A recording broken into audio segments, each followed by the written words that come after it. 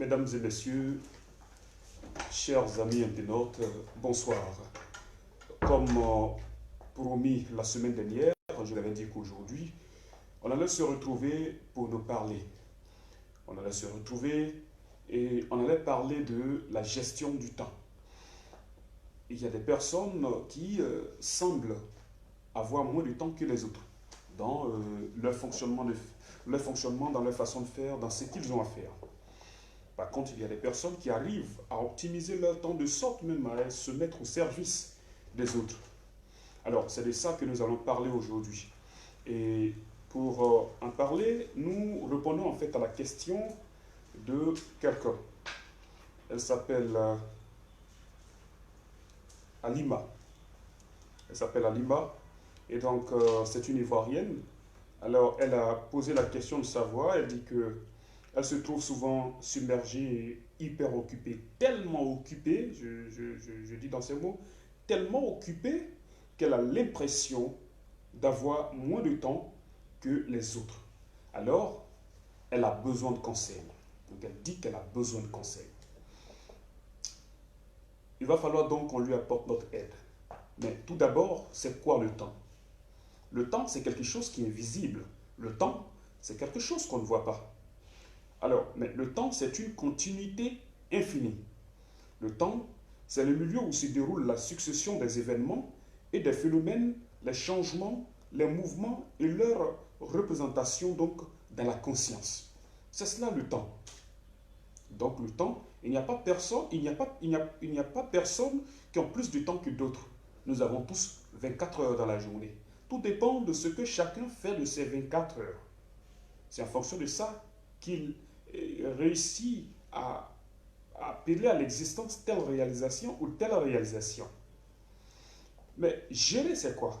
Gérer, de façon très simple, gérer, c'est administrer, c'est-à-dire organiser, contrôler. Quand on parle de gérer, c'est de ça qu'il s'agit. Mais il faut comprendre donc que gérer son temps, c'est comment administrer son temps, donc comment organiser son temps pour pouvoir contrôler un certain nombre de choses. On ne peut pas contrôler forcément le temps, mais on peut essayer de suivre son temps selon des objectifs clairs pour pouvoir donc réaliser les projets pour lesquels nous nous engageons chaque jour. Ou je dirais les projets dans lesquels nous nous engageons jour et nuit.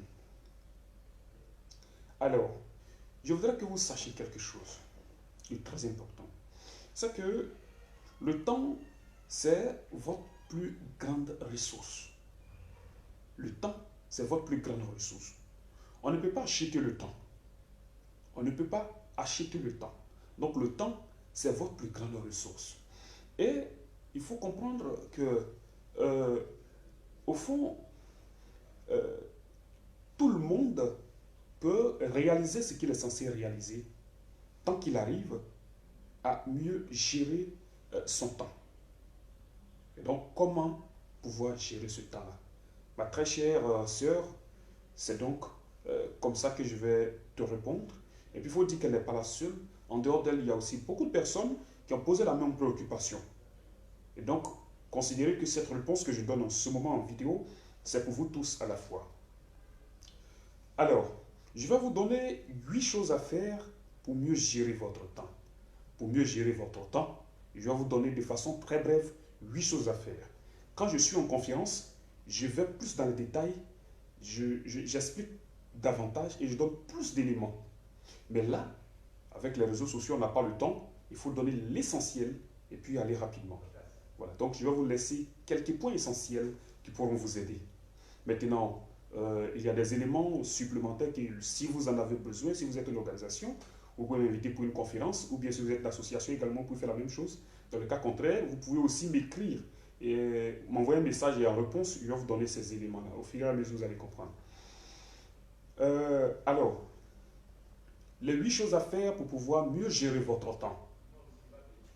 Premièrement, vous devez cultiver l'habitude d'optimiser votre temps. Cultivez l'habitude d'optimiser votre temps. Ce que vous appelez temps libre n'est pas un temps inutile. Ce que vous appelez temps libre est un temps utile qui peut être optimisé. Le temps libre bien sûr, À moins, je ne parle pas du temps de sommeil, qui est quelque chose de normal. N'appelez pas ça un temps libre. Parce que quand il faut dormir, se reposer. Parce que bien dormir, bien se reposer, ça permet d'améliorer sa santé et d'être solide. Mais ce que vous appelez temps libre, bon, j'ai rien à faire, je suis libre.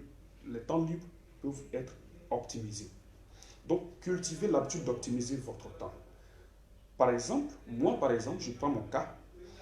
Lorsque j'ai des temps libres, c'est-à-dire j'ai des temps où j'ai l'impression de ne rien avoir à faire, alors ce temps libre-là, parfois, je l'utilise pour lire un livre, pour apprendre une chanson qui me plaît.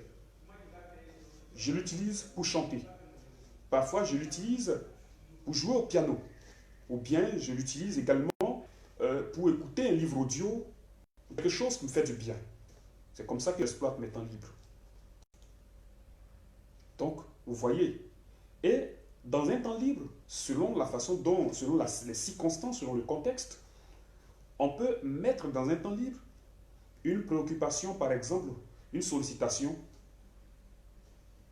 qui nous pousse donc à nous mettre au service des autres. Donc, à travers son temps libre, on peut se mettre au service des autres, on peut se rendre utile aux autres. Ça se fait. C'est dans ce sens qu'il y a certaines personnes, lorsqu'elles sont en vacances, elles vont auprès de certaines associations pour agir en tant que bénévole ou volontaire, se mettre au service des gens, soit de façon bénévole, assister les gens. Par exemple, si c'est un médecin, par exemple, quand il est en congé, il peut décider bon, d'aller se mettre au service d'une ONG. Et puis voilà, il arrive, à travers son expertise, il se met à soigner des personnes gratuitement, le temps de la fin de son congé. Et par exemple, si actuellement il travaille 8 heures par jour, il peut, puisqu'il est en congé, il peut décider de travailler peut-être seulement 3 heures par jour. Voilà, 3 heures gratuitement, il met au service des autres. Ça, c'est aussi un temps libre. Ce qu'il faut comprendre ici, ce qu'il faut comprendre à ce niveau, c'est que pendant les 3 heures qu'il met au service des autres, peut-être gratuitement, entre griffes, il apprend aussi à connaître l'homme. Il apprend certaines choses. Il acquiert de nouvelles expériences. Donc, dans tous les cas, son temps libre, ici, est tellement bien optimisé qu'il arrive à voir quelque chose en retour, comme connaissance, comme nouvelle connaissance, comme nouvelle opportunité, par exemple. Donc, il faut savoir optimiser son temps libre. Son temps, bien sûr, que ce soit libre ou autre. Alors, donc, comme je l'ai dit, la première chose à faire, c'est de cultiver l'habitude d'optimiser son temps. On passe à la deuxième chose à faire. La deuxième chose à faire, c'est de déterminer des actions concrètes dans le temps.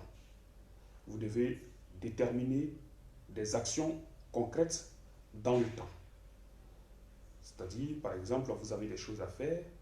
Il ne suffit pas, par exemple, de dire je dois construire une boutique. Je dois construire une boutique, c'est vague. Je dois construire une boutique, mais dans le processus de construction de la boutique, quelles sont les actions à mener? Et les actions à mener, là, il faut les déterminer dans le temps. Par exemple, il faut, par exemple, l'acquisition de matériel de construction. Il faut rentrer en contact avec un ingénieur, avec des maçons, donc avec un ingénieur, un architecte et autres, déterminer tous ces éléments, et puis rentrer en contact avec le fournisseur, le grossiste et autres, qui vont vous donner la marchandise à commercialiser. Prendre attache avec une banque, avec qui vous allez collaborer donc sur votre projet, et ainsi de suite. Il y a plein d'éléments qui rentrent en ligne de compte. Donc, chaque élément, chaque action que vous allez mener, vous devez planifier et déterminer cette action dans le temps pour pouvoir être efficace. C'est en cela que je vous demande de déterminer des actions concrètes dans le temps. Alors, la troisième chose à faire pour pouvoir donc mieux gérer son temps, c'est de vous investir davantage sur les erreurs. C'est-à-dire, lorsque dans l'action que vous menez ou bien dans la réalisation d'un projet quelconque, que vous soyez entrepreneur ou aussi dans d'autres domaines, dans ce que vous faites, lorsque vous avez l'impression qu'il y a certaines erreurs qui reviennent de façon récurrente, qui reviennent très souvent, essayez de chercher à trouver un process pour régler ces erreurs-là. Trouver un process pour régler ces erreurs-là. Donc, concentrez-vous sur ces erreurs et essayez de les régler. C'est vrai, les erreurs ne peuvent pas disparaître du jour au lendemain ou bien ne peuvent pas disparaître totalement. Mais au moins, faites en sorte que ces erreurs ne reviennent plus, je veux dire que la fréquence de retour change, c'est-à-dire que ces erreurs ne reviennent plus souvent, ne reviennent plus comme elles revenaient auparavant. C'est-à-dire si au départ les erreurs, vous les retrouvez une fois, deux fois, trois fois, quatre fois, non, faites en sorte que désormais, par exemple quatre fois par semaine, faites en sorte que désormais il y ait d'erreurs qu'une seule fois par semaine, ou bien pas du tout, ou bien une fois chaque 2 semaines, ou bien une fois par mois, ou bien une fois par an, ou bien qu'il n'y ait pas d'erreur. En tout cas, faites en sorte qu'il y ait de la perfection dans ce que vous faites. Ça vous permettra de gagner en temps. Parce que l'énergie que vous dépensez sur les erreurs, à corriger les erreurs, ces énergies-là, si vous vous concentrez sur la résolution de ces erreurs, je pense que ça vous permettra donc de gagner à un certain niveau et de pouvoir gagner en temps. La quatrième chose que vous devez faire, c'est d'éviter au maximum tout ce qui n'est pas indispensable. Quand quelque chose n'est pas indispensable, essayez d'éviter cette chose parce que elle n'est pas indispensable et vous vous concentrez là-dessus. Alors que probablement il y a des choses plus utiles que ça. Ça vous perd du temps inutilement. Donc ayez des objectifs clairs et essayez de vous concentrer sur les choses qui sont le plus nécessaires. Et cinquièmement, c'est en cela. Cinquièmement, le cinquième point, c'est quoi? Ayez des objectifs clairs et allez jusqu'au bout. Parce que si vous avez des objectifs clairs, vous ne vous concentrerez pas sur les choses indispensables. Est-ce que vous voyez?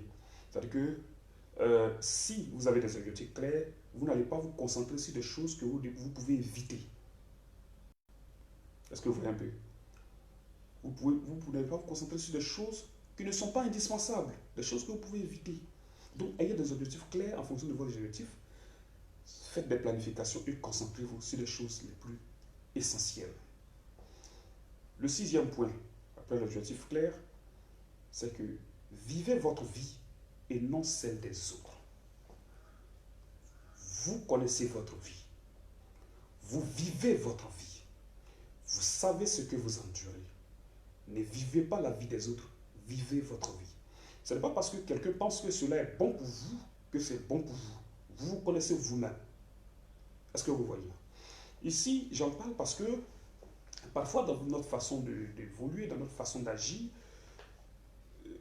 on trouve des personnes, par exemple, qui nous font des retours selon lesquels on n'est pas organisé, ou bien on n'est pas concentré, ou bien notre vie est désordonnée. Parce qu'en fait, ces personnes ne nous connaissent pas. Ce n'est pas parce que si vous n'êtes pas dans la peau de quelqu'un, vous ne pouvez pas tout de suite conclure ou juger que la personne est désordonnée. Vous ne connaissez pas, vous n'êtes pas dans sa peau. C'est là où on dit, si tu n'as pas les pieds dans la chaussure de quelqu'un, arrête de lui poser la question de savoir pourquoi il marche comme ça. Arrête de te plaindre de sa démarche. Peut-être que quand tu auras tes 2 pieds dans sa chaussure, tu arrêteras de te plaindre. Ou tu en feras plus grave.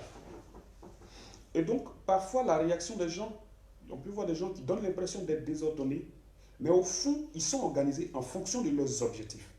Parce qu'en fonction de mon objectif, je vais dans tel sens qui, puisqu'on n'a pas les mêmes objectifs, peut sembler être une orientation qui n'est pas utile pour toi. Voilà pourquoi il faut éviter aussi de juger les gens simplement sur ce qu'on voit. Toutefois, concentrez-vous sur votre vie, sur vos objectifs. Tenez à vos objectifs. Travaillez et allez-y jusqu'au bout. C'est très important. Allez-y jusqu'au bout. Une personne, vous pouvez voir une personne qui, par exemple, apprend la comptabilité. Et puis après quelques formations en comptabilité, après un certificat, il quitte la comptabilité et puis ça va se concentrer sur un autre domaine. Ne pensez pas qu'il a abandonné la comptabilité. Le truc, c'est qu'il n'est pas allé apprendre la comptabilité pour être comptable. Il allait apprendre la comptabilité pour avoir une idée de la comptabilité, savoir comment la comptabilité fonctionne, afin d'en faire usage pour ses objectifs. C'est différent. Par contre, il y a des personnes qui veulent être comptables. Tu veux être comptable? Celui qui veut être comptable, lui, quand il apprend la comptabilité, il se concentre là-dessus et il va loin dans ses études de comptabilité. Et il se concentre là-dessus, à un moment donné, il ne vit que de ça. Mais d'autres personnes qui n'ont pas les mêmes objectifs peuvent aller apprendre la comptabilité, après un certificat, il arrête, Et puis tu vois, il est en train de faire après ce pourquoi euh, il est là, c'est-à-dire ce qui lui plaît. Et je vais revenir là-dessus en parlant de passion. Faites ce que vous aimez, ce pourquoi vous avez de la passion. C'est comme ça seulement que vous n'allez pas travailler dans votre vie. Vous n'allez pas travailler parce que quand vous aimez quelque chose et que vous avez de la passion pour cette chose, au final, ce que les gens appellent travail devient de l'amusement pour vous. Et donc c'est très important. Alors, la septième chose que je vais vous demander de faire pour mieux gérer votre temps, c'est de vous concentrer sur ce que vous maîtrisez. Arrêtez de perdre le temps sur des choses que vous ne maîtrisez pas. Concentrez-vous sur ce que vous maîtrisez. Je vais revenir là-dessus dans le point suivant, le huitième point. Et vous allez mieux comprendre pourquoi je dis ça. Alors, nous nous attaquons donc le huitième point. Numéro 8, ce que vous avez à faire pour pouvoir donc mieux gérer votre temps, c'est l'application de la matrice d'Eisenhower. L'application de la matrice d'Eisenhower. Alors, c'est quoi la matrice d'Eisenhower? Eisenhower, d'abord, c'est qui? Eisenhower, c'est le 34e président des États-Unis d'Amérique. Eisenhower, c'est celui-là même qui, à l'époque, avait beaucoup de projets. Quand il était à la tête donc, des États-Unis d'Amérique, il avait beaucoup de projets. Eisenhower, sa vie à la tête des États-Unis a été marquée par deux grandes périodes. La Deuxième Guerre mondiale et la période de la guerre froide. Il avait donc beaucoup de décisions à prendre parce qu'à cette époque déjà, il avait lancé plusieurs projets. Avec le projet par exemple de l'Internet, l'Internet que vous connaissez, mais pas dans sa version actuelle, parce que dans sa version initiale, qui avait été lancée du côté de l'armée. Vous pouvez retrouver ça dans certains livres même sur Internet. Est-ce que vous voyez? Et puis, il avait également lancé un projet d'exploration spatiale. Et donc, il y a pas mal de projets comme ça que Eisenhower a lancé en tant que président des États-Unis. Après, il s'est rendu compte qu'il a tellement de choses à faire, tellement de décisions à prendre, que s'il ne s'organise pas, il risque de ne pas être efficace. Il risque de ne pas pouvoir réaliser ses projets. C'est ainsi qu'il a inventé la matrice dite matrice d'Eisenhower. Matrice d'Eisenhower, qui est une solution efficace pour mieux gérer son temps. Alors, qu'est-ce qu'implique cette matrice-là? D'abord, pour commencer à parler de cette matrice, je vais vous dire que c'est une matrice qui se concentre sur deux aspects. C'est-à-dire que l'aspect urgent des choses et l'aspect important des choses. Ça prend en compte l'aspect urgent des choses, l'aspect important des choses. La semaine passée, j'ai donné une conférence sur la gestion du temps et j'ai présenté même cette matrice aux participants. Même on a fait des dessins au tableau, je leur ai soumis à certains exercices pratiques. Et vous pourrez avoir l'occasion également de bénéficier de cela.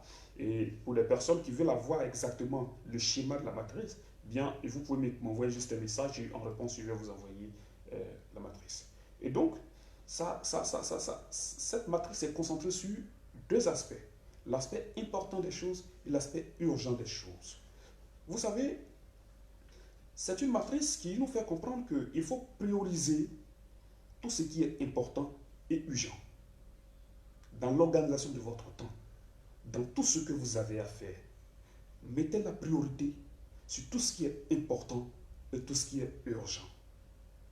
Important par rapport à quoi? Important par rapport à l'objectif que vous vous êtes fixé.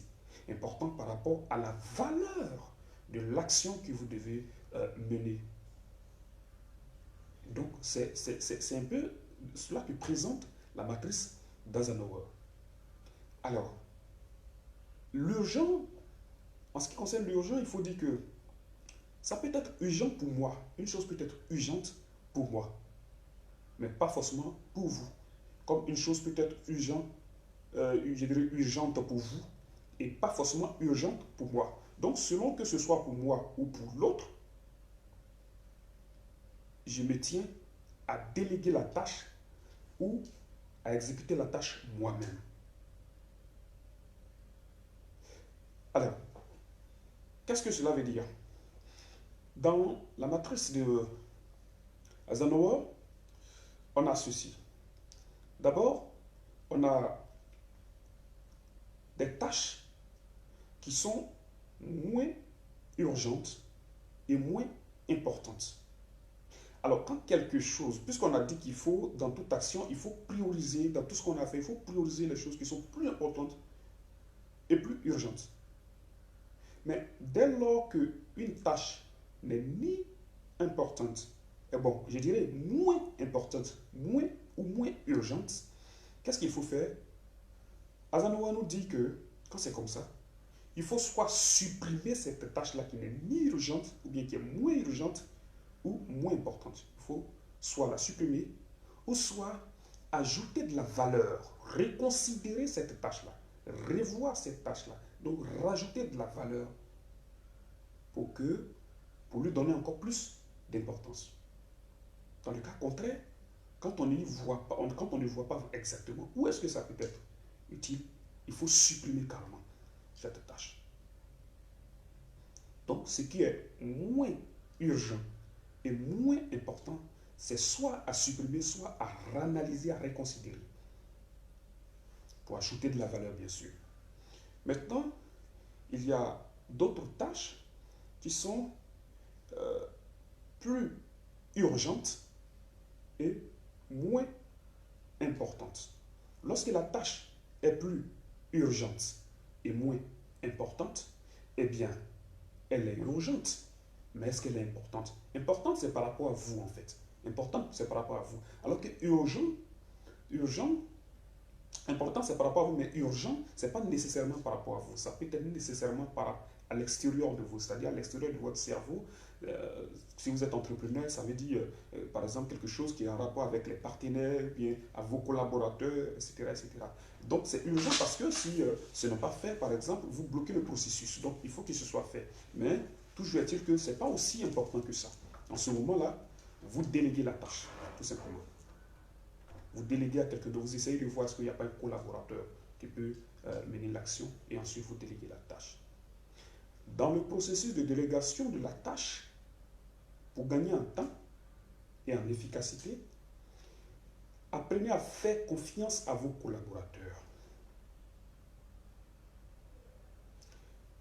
Vous déléguez la tâche à une personne que vous pensez être capable de assurer la tâche.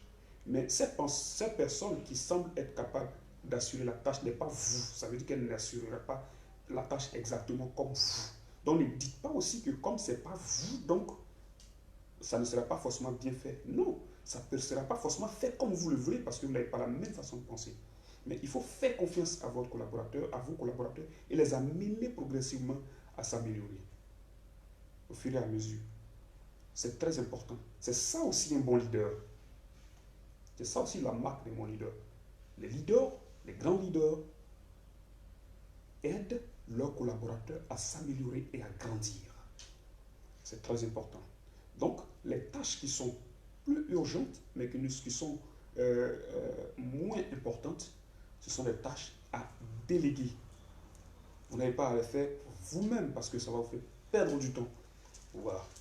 Maintenant, il y a des tâches qui sont moins urgentes, mais plus importantes.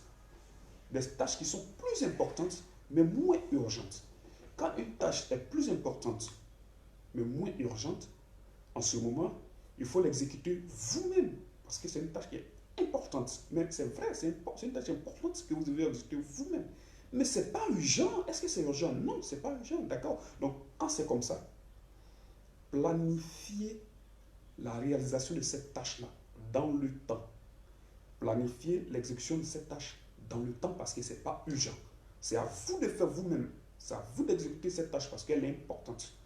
Mais comme ce n'est pas urgent, planifiez dans le temps et puis vous suivez et concentrez-vous sur d'autres aspects qui sont plus urgents. C'est ce qui nous amène à traiter le quatrième point qui est les tâches, qui concerne les tâches urgentes et importantes. Donc, concentrez-vous sur les tâches urgentes et importantes. Et les tâches urgentes et importantes ne peuvent être exécutées que par vous et vous seul. Ce sont des tâches qui vous engagent, vous, personnellement et directement. Voilà. Donc, comme je l'ai dit, les tâches les moins urgentes, les tâches qui sont moins urgentes et plus importantes, c'est à vous de les exécuter, mais pas tout de suite, pas dans l'immédiat. Parce que ce n'est pas urgent. Donc, vous planifiez dans le temps. Vous vous organisez à cela. Mais les tâches les plus urgentes et les plus importantes, vous les exécutez maintenant et tout de suite. Je prends l'exemple des tâches importantes et urgentes.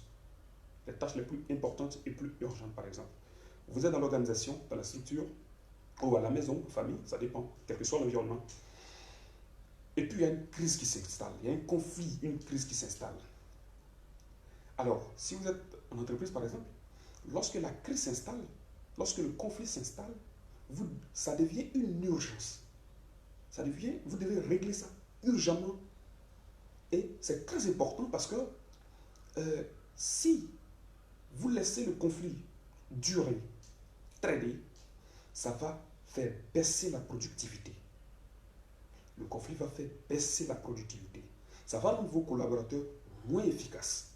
Donc vous ne devrez pas permettre à ce qu'un conflit dure, reste là, traîne. Dès que le conflit se présente, automatiquement interpeller les acteurs, rentrer dans le processus de résolution pour qu'on n'en parle plus, pour que chacun se concentre sur l'essentiel à faire. Ça, par exemple, c'est une tâche urgente et importante. Est-ce que vous voyez?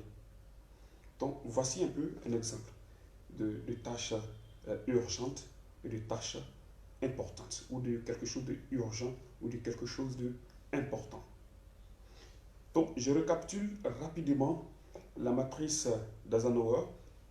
Alors, c'est une matrice qui nous amène à nous concentrer sur ce qui est plus important et plus urgent à faire. Urgent et important en termes d'objectifs, en termes de valeurs. Et urgent par rapport à nous. Ou encore par rapport aux autres. C'est en fonction de ça. En fonction de je veux dire qu'en fonction de ces conditions-là, ces contextes-là, qu'on qualifie d'urgent ou de plus urgent ou de moins urgent, je dirais, quelque chose à faire. Et donc, dans la matrice de Eisenhower, nous avons 4 cadences. Dans la première partie, nous avons les tâches les moins urgentes et les moins importantes. Ce sont des tâches à supprimer ou carrément à reconsidérer par rapport à la valeur pour pouvoir être reclassé ailleurs. Ensuite, nous avons les tâches les plus urgentes et les tâches les plus urgentes et les moins importantes. Alors, pour les tâches les plus urgentes et les moins importantes, le mieux à faire, c'est de déléguer sa responsabilité. C'est de déléguer ces tâches-là à des personnes. Vous ne pouvez pas le faire vous-même parce que ce n'est pas important. Donc, en termes de valeur, en termes d'objectifs, bon, voilà, mais ce n'est pas important. Donc, vous déléguez à quelqu'un qui est sous votre responsabilité, qui peut exécuter ça. Auquel cas, vous reconsidérez ces tâches-là, vous réanalysez ces tâches pour voir dans quelle mesure on peut y ajouter de la valeur. Ensuite, nous avons les tâches les moins urgentes et les plus importantes. Donc, les moins urgentes et les plus importantes. Alors, pour ces tâches-là, vous devez les faire vous-même parce que ce sont des tâches plus importantes. Mais le problème, c'est que ce ne sont pas des tâches urgentes. Elles sont importantes, mais elles ne sont pas urgentes. Alors, dans ce cas, qu'est-ce qu'on va faire? Une tâche qui est plus importante et moins urgente, ce qu'on va faire, comme c'est nous-mêmes qui devons exécuter cette tâche du fait de sa proximité à l'objectif et du fait de la valeur qu'il y a, on va planifier dans le temps parce que ce n'est pas urgent. On sera tenté de le faire tout de suite, mais ce n'est pas urgent. Donc, on va planifier ça dans le temps. Et on va se concentrer sur les tâches qui sont les tâches les plus urgentes et les tâches les plus importantes pour les exécuter. Parce que ces tâches les plus urgentes, les tâches les plus importantes sont les tâches à exécuter tout de suite et par vous, pas par quelqu'un d'autre. Donc, voici un peu le principe que nous enseigne la matrice d'Eisenhower. Nous sommes tous occupés, mais nous avons toujours la possibilité de vivre pleinement notre temps, aisément, sans trop de stress, si nous sommes bien organisés. Toutefois, la notion d'organisation varie d'un individu à un autre. Organisé en fonction de vos objectifs que vous avez atteints. Vous pouvez voir quelqu'un par exemple qui fait 5 choses à la fois. Ne pensez pas que parce qu'elle fait 5 choses à la fois, donc elle est désordonnée. Ça n'a absolument rien à voir. Sûrement, elle fait 5 choses à la fois, mais ces 5 choses qu'elle fait à la fois sont inscrites dans son objectif et dans le cadre du but qu'elle veut atteindre.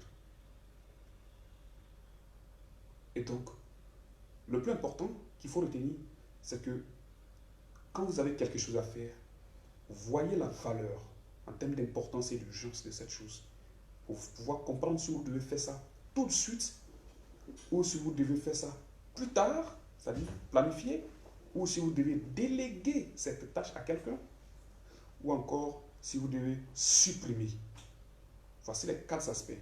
Selon la valeur de ce que vous avez à faire, vous voyez s'il faut supprimer, s'il faut déléguer, s'il faut planifier ou s'il faut faire tout de suite.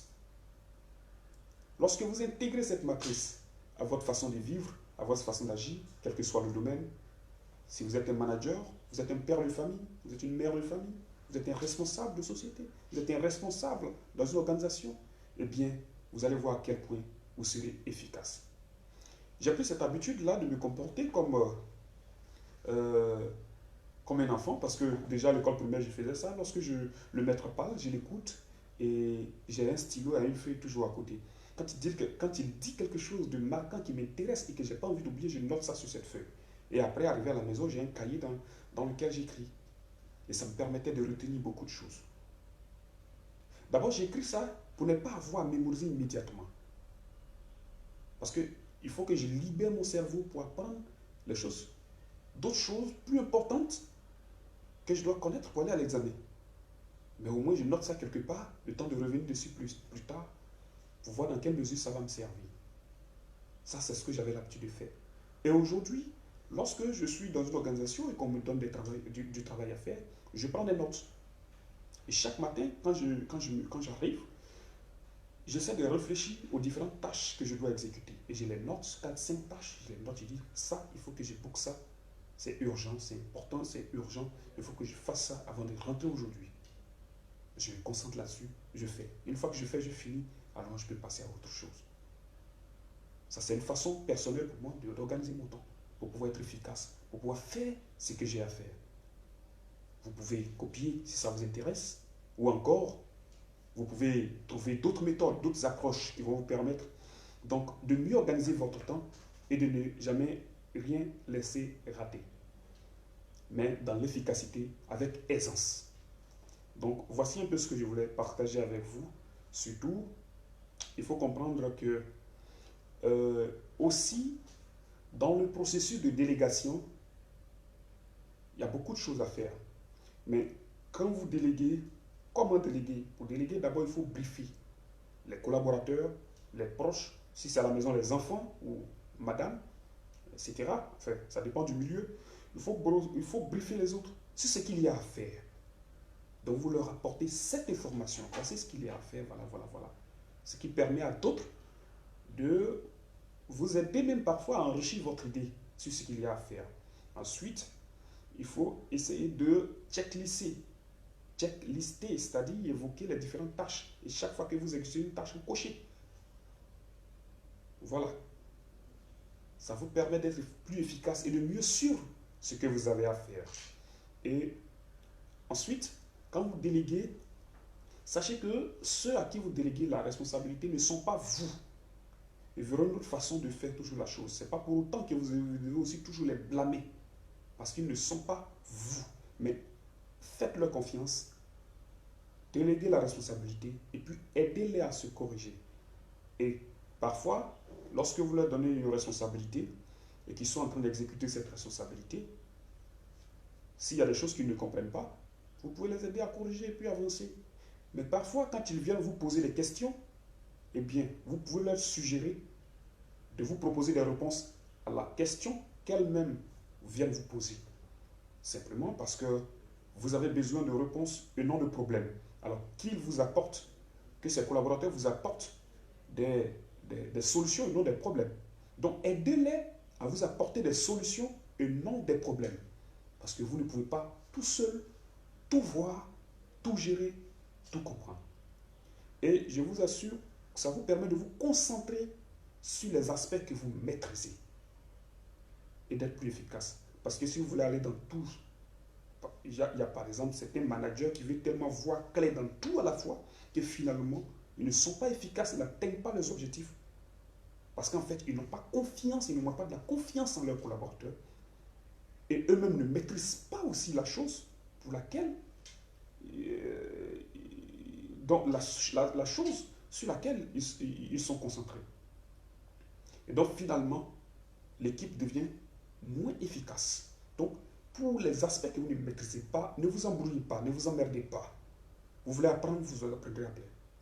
Vous allez apprendre après.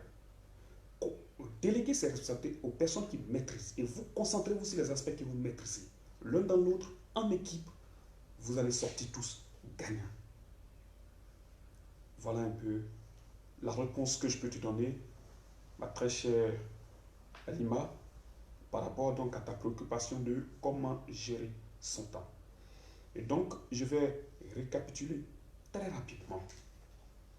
D'abord, il faut comprendre que la sœur qui est ivoirienne me demande, elle me dit qu'elle se trouve souvent submergée et hyper occupée, tellement occupée qu'elle a l'impression d'avoir moins de temps que les autres.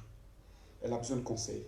Il faut retenir que, en réalité, tu n'as pas moins de temps que les autres. Nous avons tous 24 heures dans la journée. Tout dépend de ce que chacun fait de ces 24 heures.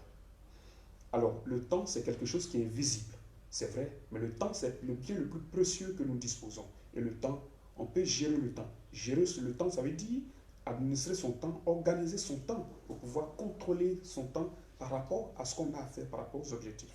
Mais pour ça, je vous donne 8 choses à faire qui vont vous permettre de mieux gérer votre temps. Quelles sont ces choses? Tout d'abord, il faut cultiver l'habitude d'optimiser votre temps. Optimiser votre temps au maximum. Deuxièmement, il faut déterminer les actions concrètes que vous avez à mener dans le temps. Et troisièmement, il faut s'investir davantage dans les erreurs qui se répètent plusieurs fois. Ça vous permet de pouvoir mieux maîtriser ces choses-là qui vous font perdre assez de temps et gagner en efficacité. Quand une erreur revient 2, 3, 4 fois, ça devient trop. Concentrez-vous là-dessus, voyez qu'est-ce qui ne va pas, résolvez ça rapidement et avancez pour ne plus avoir à revenir là encore. Quatrièmement, il faut éviter au maximum tout ce qui n'est pas indispensable. Évitez ce qui n'est pas indispensable. Concentrez-vous sur les choses qui sont indispensables. Ce qui veut dire, ayez des objectifs clairs. Si vous avez des objectifs clairs, vous verrez réellement les choses qui sont indispensables et que vous devez faire maintenant et tout de suite. Sixième chose, il faut vivre votre vie et non celle des autres. Ce n'est pas parce que telle chose est importante pour les autres, pour telle personne, qu'elle est forcément importante pour vous. C'est vous qui connaissez votre vie. Voyez, selon l'avenir que vous voulez avoir, selon ce que vous voulez réaliser, qu'est-ce qui est important pour vous. En fonction de ça, vous vous organisez, vous planifiez ce que vous avez à faire. Septième chose, essayez de vous concentrer sur ce que vous maîtrisez. Concentrez-vous sur les choses que vous maîtrisez. Ça vous permet de gagner en temps et en efficacité. Huitième chose, essayez d'appliquer la matrice d'Eisenhower. Je disais que c'est le 34e président des États-Unis d'Amérique. C'est une personne donc, qui a été au pouvoir pendant la Deuxième Guerre mondiale et pendant la période de la guerre froide. Il a eu beaucoup de décisions à prendre, ce qui l'a poussé donc à créer cette matrice qui est aujourd'hui utilisée partout à travers le monde par des managers, de grands hommes parfois même des organisations religieuses, des organisations, d'autres organisations non gouvernementales, etc., etc. Et si vous appliquez cette matrice, ça peut vous rendre aussi efficace. Donc, voici un peu, en quelque sorte, ce que je voudrais partager plutôt avec vous aujourd'hui. Si vous avez des préoccupations, des demandes, vous pouvez m'écrire, vous pouvez m'envoyer juste un message et je vous réponds. Pour ceux qui veulent avoir le tableau de la matrice d'Eisenhower, envoyez-moi juste un message en réponse, je vous envoie. Si vous avez besoin de moi pour une conférence ou quelque chose d'autre, ou des entretiens ou des formations, vous pouvez également me contacter par message et puis on va échanger.